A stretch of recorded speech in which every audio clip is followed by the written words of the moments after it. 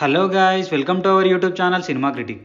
ఈ వీడియోలో మనం మలయాళం టు తెలుగు డబ్ అయిన పెండ్యులం మూవీ రివ్యూ చూద్దాం. ఇది ఒక టైం ట్రావెల్ థ్రిల్లర్. దాన్ని లూసిడ్ డ్రీమింగ్ అనే ఒక పాయింట్తో లింక్ చేసి తీశారు. అండ్ ఈ మూవీని డైరెక్ట్ చేసింది రెజిన్ బాబు గారు. ఆయన డెబ్యూ ఫిలిం ఇది. అండ్ ఈ మూవీ 2023 జూన్లో థియేటర్లో రిలీజ్ అయింది. అండ్ ఇప్పుడు 1 hour 45 minutes రన్ టైంతో ఈటీవీ విన్లో తెలుగులో స్ట్రీమ్ అవుతుంది. ఇక మూవీ చూసాక నా ఒపీనియన్ చెప్పాలంటే జస్ట్ పర్లేదు అనిపించింది గైస్. తీసుకున్న ప్లాట్ చాలా బాగుంది యూనిక్గా, but execution non linear screen ప్లేతో చాలా పూర్గా ఉంటుంది. ఇంకా డీటెయిల్గా ప్లస్ అండ్ మైనస్ పాయింట్స్లో డిస్కస్ చేద్దాం. మూవీ యొక్క బేసిక్ ప్లాట్ ఏంటంటే, మహేష్ అనే డాక్టర్ తన ఫ్యామిలీతో కలిసి ట్రిప్కు వెళ్తాడు.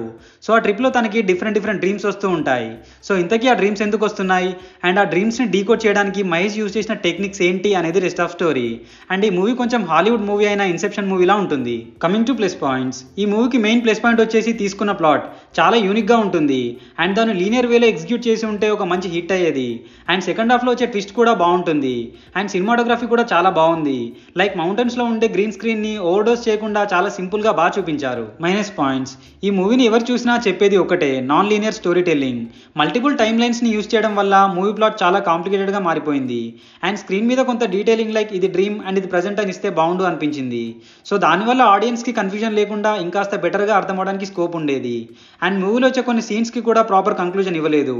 అండ్ ఫైనల్లీ క్లైమాక్స్ కూడా చాలా సింపుల్గా ఎండ్ అయిపోతుంది. కమింగ్ టు పర్ఫార్మెన్సెస్, ఈ మూవీలో యాక్ట్ చేసిన వాళ్ళందరూ బాగానే పర్ఫామ్ చేశారు. సో ఫైనల్గా మూవీ కంక్లూజన్ ఏంటంటే, కాన్సెప్ట్ యూనిక్గా ఉన్నప్పటికీ నరేషన్ మాత్రం చాలా కాంప్లికేటెడ్గా ఉంటుంది. సో టైం ట్రావెల్ లాంటి మూవీస్ ఇష్టపడే వాళ్ళకి నచ్చొచ్చు, బట్ రెస్ట్ ఆఫ్ పీపుల్కి మాత్రం చాలా బోరింగ్ అండ్ కన్ఫ్యూజింగ్గా ఉంటుంది. అండ్ ఈ మూవీని ఫ్యామిలీతో కూడా చూడొచ్చు. No adult content, no bad language, streaming on ETV Win. So ఇది గైస్ పెండ్యులం మూవీ రివ్యూ. మీ కనుక మా రివ్యూ నచ్చినట్టయితే please subscribe to our cinema critic channel. Next movie రివ్యూతో మళ్ళీ కలుద్దాం. Bye bye, take care.